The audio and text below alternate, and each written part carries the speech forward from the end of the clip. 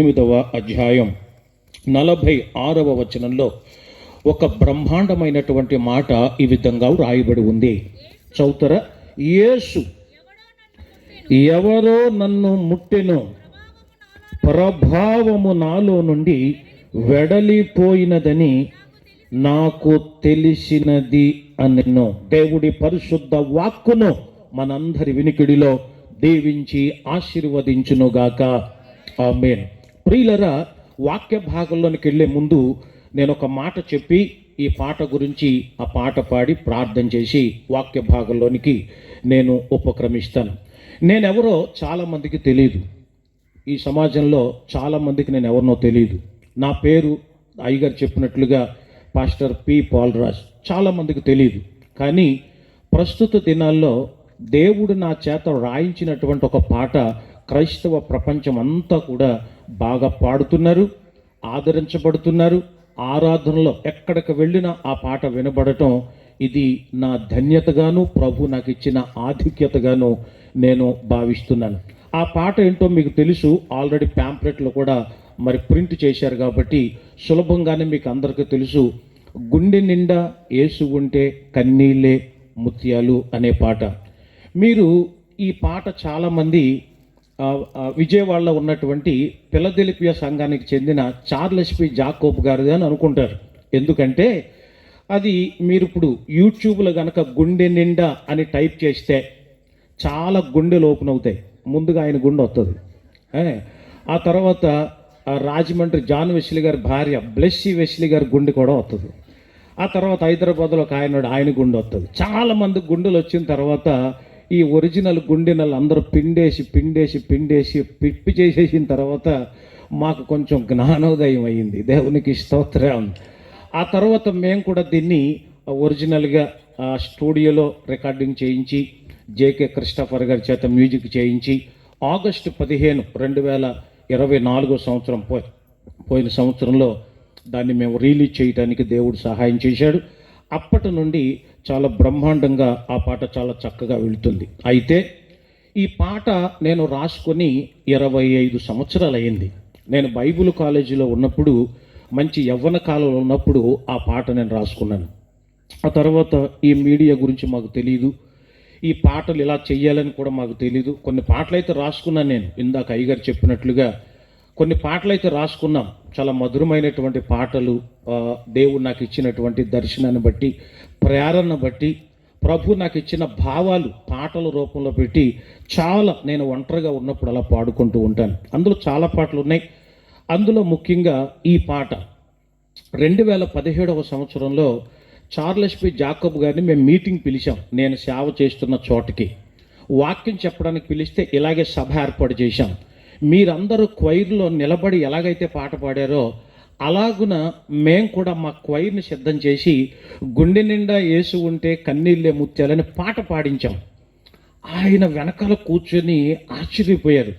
ఆయన హృదయానికి బాగా నచ్చేసింది. చాలా మంచిగా అనిపించి అసలు ఈ పాట ఎక్కడిది అని అడిగాడు వాక్యం చెప్పే ముందు. ఎక్కడిది ఏంటంటే మా అయ్యగారిదండి అన్నారు కూర్చున్న వాళ్ళందరూ కూడా.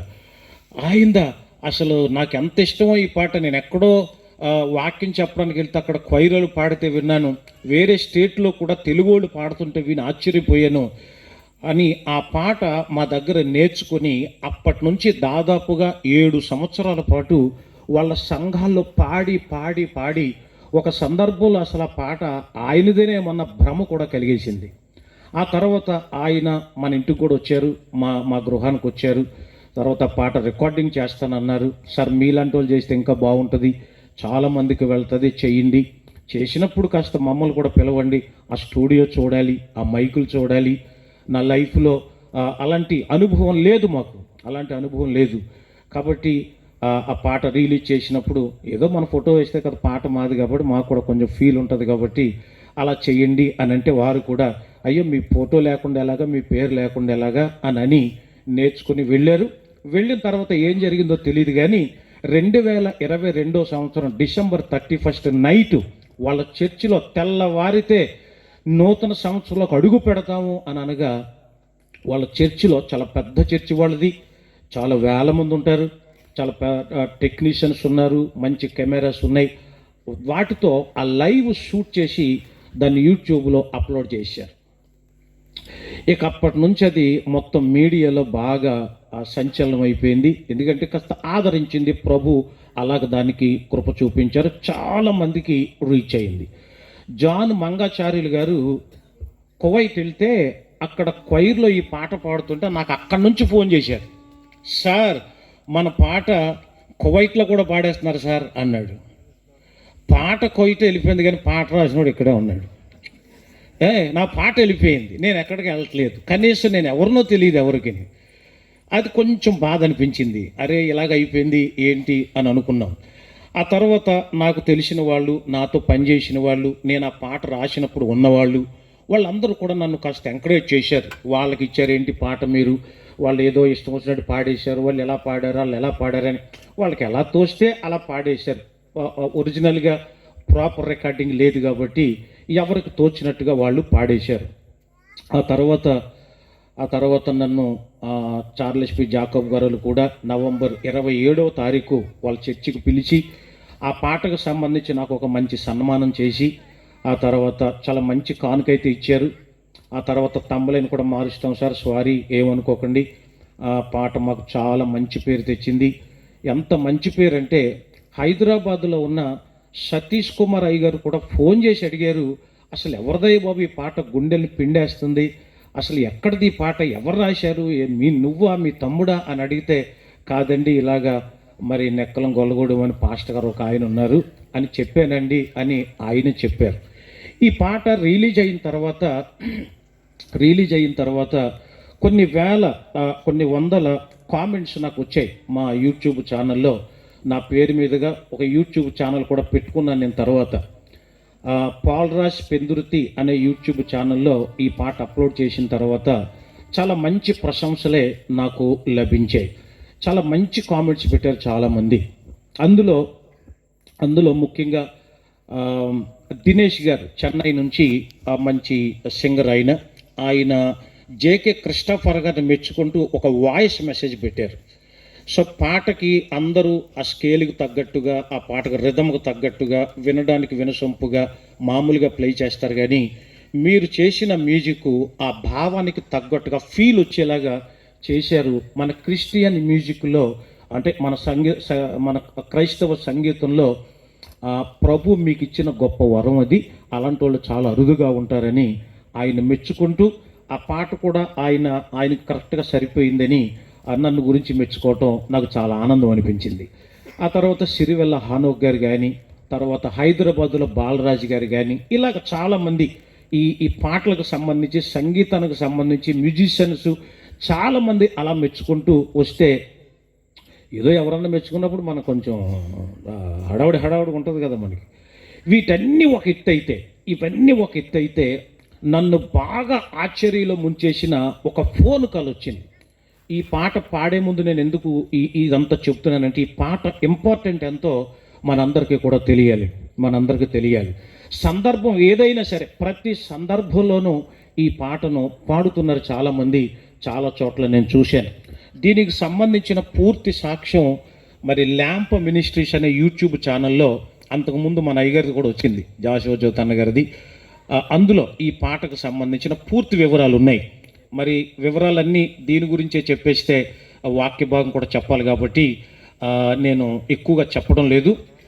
అందులో ఆ విషయాలన్నీ కూడా పాట ఎప్పుడు రాశాం, ఎలాగ వెళ్ళింది, దాని పరిస్థితి ఏంటనేది దాంట్లో చాలా విషయాలు నేను చర్చించాను. చాలా విషయాలు దాంట్లో ఉన్నాయి. మీరు చూడాలనుకున్న వాళ్ళు కూడా దాన్ని మీరు చాలా చక్కగా మరి చూడొచ్చు. ఆ తర్వాత చాలామంది ఫోన్ చేసి మెచ్చుకుంటున్నారు, మేము చాలా ఆదరించబడ్డామని. ఆఖరికి కొంతమంది సేవకులు కూడా, కర్నూలు నుంచి 72 సంవత్సరాల ఒక వృద్ధ సేవకుడు ఏడ్చుకుంటూ ఫోన్ చేసి, నాయనా ఆ పాట పాడుతుంటే నా జీవితమే కనిపించింది అందులో అని తన సాక్ష్యం చెప్పి చాలా చాలా తన్మయత్వం చెందారు. అలాంటి అనుభవాలు నాకు చాలా ఉన్నాయి. వీటన్నిటికంటే కూడా మీరు కానీ నేను కానీ సంతోషించదగిన ఒక గొప్ప ఫోన్ కాల్ ఒకటి నాకు తిరుపతి పక్కన పీలేరు అన్న ఊరుంది. ఆ ఊరిలో SBI బ్యాంక్ ఉంది. ఆ బ్యాంక్ మేనేజర్గా పనిచేస్తున్నాడు ఒక ఆయన పేరు కార్తీక్. పెళ్ళయింది, వాళ్ళు లోతురన్ చర్చికి వెళ్తారు. పెళ్ళయిన తర్వాత భార్య రాచి రంపాన పెట్టి, మొత్తానికి సమస్యలు ఏంటో మనకు తెలియదు కానీ కోర్టు దాకా కేసు వేసి అతను చాలా ఇబ్బంది పెట్టేసి అతన్ని వదిలేసింది, విడాకులు ఇచ్చేసింది. ఆ ఒంటరితనాన్ని భరించలేకపోయాడు ఆయన. చనిపోవాలి అని అనుకున్నాడు. కార్లు ఉన్నాయి, బంగ్లాలు ఉన్నాయి, ఆస్తిపాస్తులు ఉన్నాయి, మనశ్శాంతి లేదు. ఆ ఏకాంతాన్ని భరించలేక చచ్చిపోవాలనుకున్నాడు. అనుకుని వాళ్ళ అమ్మగారితో చెప్పాడట, అమ్మ ఈరోజు నేను బయటికి వెళ్తున్నానమ్మా, నువ్వేమనుకోకుండా నాకు కొంచెం అన్నం తినిపిస్తావా అని. అదేంట్రా చిన్నపిల్లలాగా అన్నం తినిపించడం ఏంటంటే, లేదమ్మా, ఈ ఒక్కసారి కనుక మీరు నాకు అన్నం తినిపిస్తే ఇంకెప్పుడు అడగనమ్మా, నేను ఇంక జీవితంలో ఎప్పుడు అడగనమ్మా అన్నాడట. ఆ తల్లి ఎందుకో కన్నీళ్ళు పెట్టుకుని మొత్తానికి అతడికి ముద్దలు తినిపించింది. అది తినేసి వెళ్ళిపోయాడు. చనిపోవాలి, నేను ఎలా చనిపోవాలి? ఎందులో దూకి చనిపోవాలా, లేకపోతే ఏదైనా తాగి చనిపోవాలా, ఉరేసుకుని చనిపోవాలా? నేను చనిపోతే అసలు నా శవం కూడా దొరకకూడదు, ఎక్కువసేపు నేను కొట్లాడకూడదు అని ఆలోచిస్తే రైల్వే ట్రాక్ దగ్గర నిలబడితే, రైలు వచ్చినప్పుడు కనుక ఎదురుగా నిలబడితే ఒకేసారి దడేయాలి, మన గుద్దేయాలి, నా శవం కూడా ఎవరికి దొరకకూడదు అని అతడు తీర్మానం చేసుకొని సెకండ్ సాటర్డే రోజున అతడు వెళ్ళాడు. వెళ్ళి ట్రైన్ రావడానికి ఇంకా టైం ఉంది. ఆ టైంలో అతను కారులో కూర్చొని యూట్యూబ్ ఆన్ చేశాడు. ఆన్ చేస్తే అనుకోకుండా మరి దైవ ప్రణాళికో 25 ఏళ్ల తర్వాత నేను రికార్డ్ చేసిన పాట కేవలం అతని కోసమో ఏంటో తెలీదు, దేవుని యొక్క కృప. వెంటనే పాట స్టార్ట్ అయింది. హల్లెలూయా హల్లెలూయా అనగానే ఆ లైను, ఆ పదం అతని హృదయాన్ని బాగా స్పందింపచేసింది. అరే, ఇదేదో కొత్తగా ఉంది అని చెప్పి ఆ పాట అంతా వినేసరికి ప్రభువు అతనితో మాట్లాడడం మొదలెట్టాడు.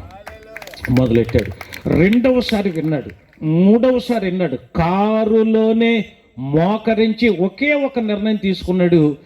ఈ లోకమంతా నన్ను వదిలేసిన, ఈ ప్రపంచమంతా వదిలేసిన, భార్య వదిలేసిన, పిల్లలు వదిలేసిన, ఆఖరికి ఊపిరి కూడా నాకు శాపం అయిపోయిన నా గుండెల్లో మాత్రం యేసయ్యని పెట్టుకుని యేసయ్య కోసమే బ్రతుకుతానన్నాడు. గట్టిగా చప్పట్లు కొడుతూ ప్రభు యొక్క నామాన్ని మహింపరుద్దాం. అలాగున ఇంటికి వచ్చేసిన తర్వాత వాళ్ళ అమ్మగారికి చెప్పాడు.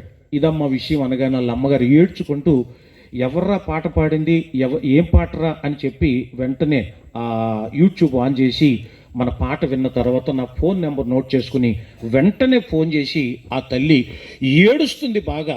శాంతకుమారి ఆవిడ పేరు.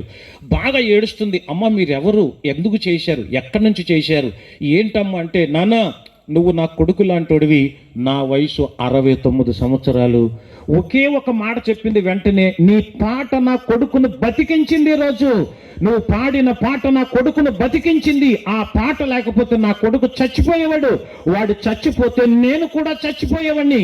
మా ఇంట్లో చాలా శవాలు లేచాయి, ఆ దేవుని కృప నీ ద్వారాగా ఇలా చేసింది అనగానే నేను చాలాసేపు ఏడ్చేశానండి.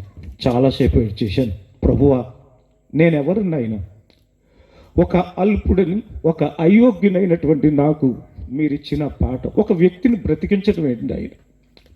నేను అతనితో మాట్లాడలేను, నేను అతనికి ఏమీ చెప్పలేను, ఏమీ చేయలేను.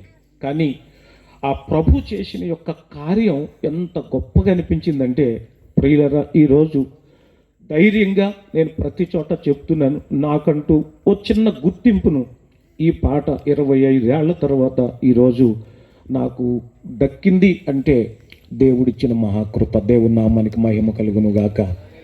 హల్లెలూయా, హల్లెలూయా. ఆ పాట నేను పాడతాను అంటే చాలామందికి వాళ్ళ పాట బాగా అలవాటు అయిపోయింది కాబట్టి ఫస్ట్ సారి మాత్రం నేను ట్రాక్ పెట్టుకునే పాడుతున్నాను. ఆ తర్వాత మ్యూజిషియన్స్ అందరూ కూడా రిక్వెస్ట్ చేస్తున్నారు అనమాట, ఇది ఒరిజినల్ పాట కాబట్టి చాలా గుండెలు చూశారు మీరు ఇప్పటి వరకు, ఈ ఒరిజినల్ గుండెను కూడా కాస్త చూడండి, ఆదరించండి అని. కాబట్టి ఇప్పుడు ఆ పాట పాడిన తర్వాత నేను మిగతా పాట గురించి ఇంకొక చిన్న విషయం ఉంది, అది కూడా చెప్తాను. ఆ పాట అందరం పాడదాం ఒకసారి.